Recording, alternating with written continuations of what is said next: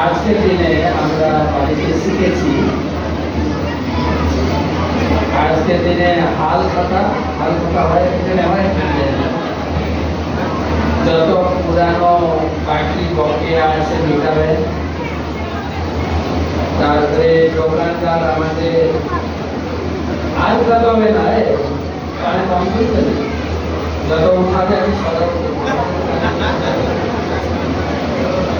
তো এই আওয়াজ বাড়াবেন না ধরো আমি কমাই দিলে আর বড় খুশি হইব।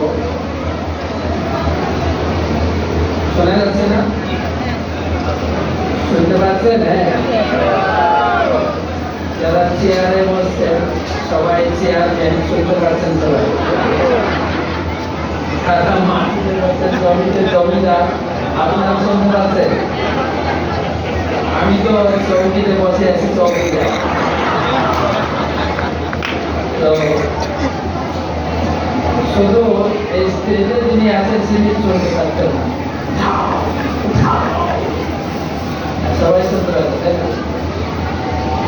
তো এই সুসম্পর্ক আজকের দিনে আমাদের পরিবারের ভিতরে যারা যত আমাদের জ্যেষ্ঠা সিনিয়র সদস্য আছে তাদের চরণে হাত দিয়ে প্রণাম করে আশীর্বাদ নিতে হবে, অক্ষয় আশীর্বাদ। আর ছোটদেরকে ভালোবাসা, নিজেদের মধ্যে ভুল বোঝাবুঝি সব মিটিয়ে দিয়ে নতুন খাতা খুলতে হবে।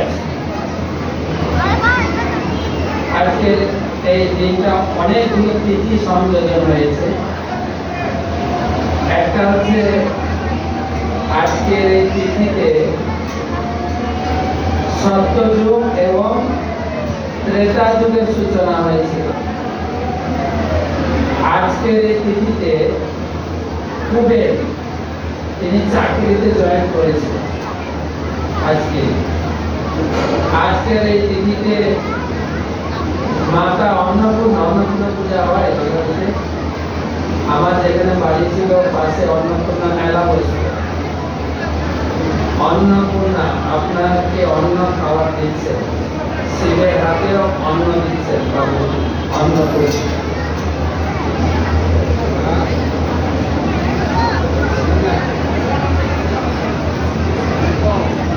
তো অন্নপূর্ণা দেবীর আবির্ভাব তিথি। তারপরে আজকের এই তিথিতে মা গঙ্গা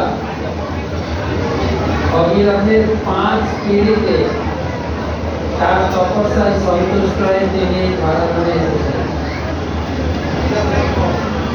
আপনার যেহেতু ভারতে যার নাম ব্যবহার করলে আপনারা করবেন না, ভারতে গেছে গঙ্গা বলেন, আমি বাংলাদেশে যাবো তো বাংলাদেশে আমাকে পদ্মা বলে রাখবো, পদ্মা।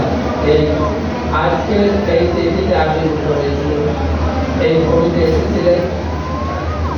আর সুশীলা মাতার নির্দেশে স্বামী সুদামা বিপ্র আজকের দিনে সেই প্রায় 225 কিলোমিটার রাস্তা হেঁটে হেঁটে আজকের দিনে দ্বারকাকে কৃষ্ণের সঙ্গে মিলিত হয়েছিল। এবং ভগবান কৃষ্ণ জগৎকে শিক্ষা দেওয়ার জন্য সেই সুদামার সঙ্গে যে ছোটবেলার সম্পর্ক ছিল, ক্লাসমেট, একসঙ্গে পড়াশোনা করেছেন, এই আর সুদামাই ছিল। তো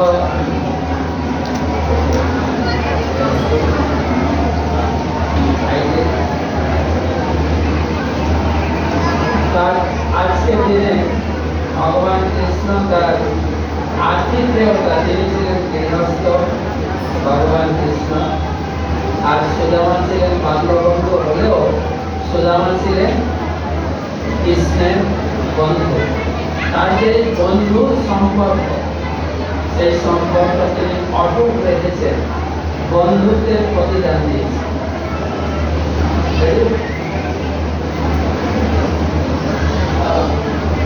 তারপরে এই ভগবান কৃষ্ণ সুদামাকে জিজ্ঞাসা করেছিল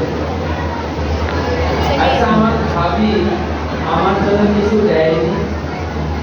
অর্থাৎ মন্দিরে যেতে গেলে খালি হাতে যেতে নেই।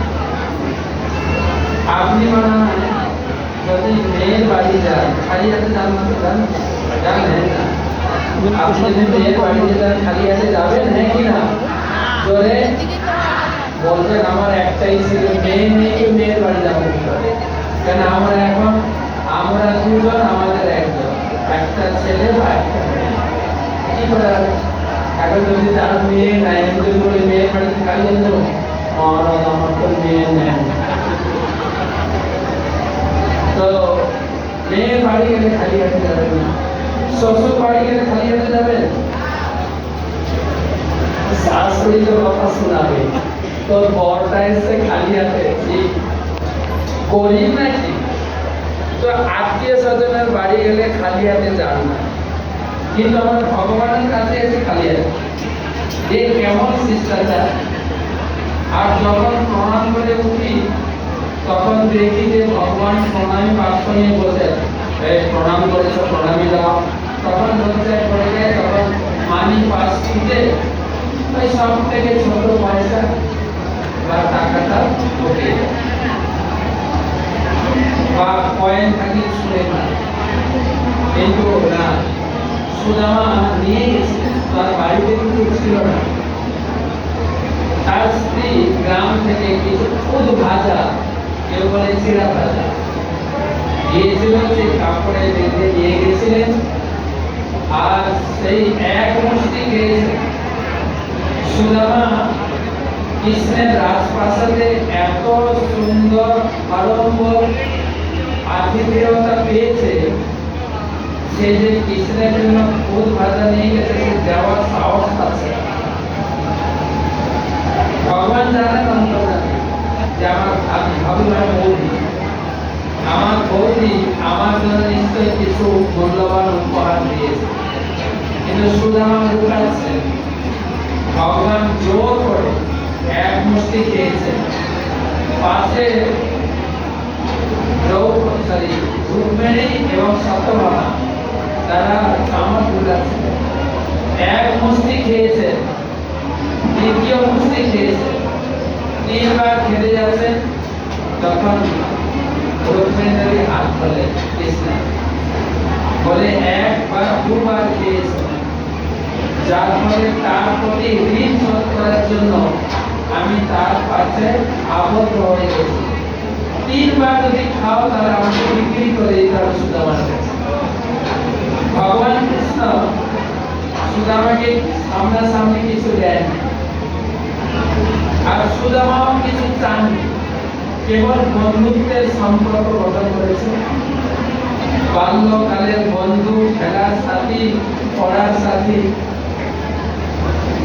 রাস্তায় ফিরতে ফিরতে ভগবান আমাকে কিভাবে আতিথেয়তা প্রদান করলেন, ভগবান কিভাবে বুকে জড়িয়ে ধরলেন, ভগবান কিভাবে আমার পাদ ধৌত করলেন। আমি বলি ব্রাহ্মণ, ভগবান তার নিজের পালনটা ছেড়ে দিলেন বিশ্রামের জন্য। এত কিছু চিন্তা করতে করতে বাড়ি পেয়েছে। বাড়ি ছিল পুরী, বাড়িতে ছিল পুরী। যেই জায়গায় বাড়ি ছিল ওই জায়গায় ফিরেছেন, ফিরে চিনতে পারছেন আমি ভুল জায়গায় এলাম না। তখন একজন সুন্দরী রাজমহিষী একজন সেজে গুজে বরণ ডালা দিয়ে বরণ করছে। আসুন আপনার গৃহে সুস্বাগত, এটা আমার গৃহ। তুমি কে? যে আপনার ধর্মপত্নী, আপনার স্ত্রী। তার স্ত্রী ছিল একদম গরিব, একদম স্বাস্থ্যহীন, কাগজ কিন্তু ভগবান তাকে রূপবতী যুবতী বানিয়ে দিয়েছেন, আর ঘর বানিয়ে দিয়েছেন পুরী থেকে প্রসাদ। সে অবাক, তখন চিন্তা করছেন ভগবানকে যে আমি দুই মুঠো চিড়া খাইয়েছি, ভগবান আমার জন্য প্রসাদ বানিয়ে দিয়েছে। ভগবানকে দিলে কখনো কমে যায় না, ভগবান দিয়েছে, অনন্ত দিয়েছেন, অনন্ত প্রসাদ, অনন্ত দান দিয়েছেন, যাকে বলেন অক্ষয় দান। আজকে আরো আছে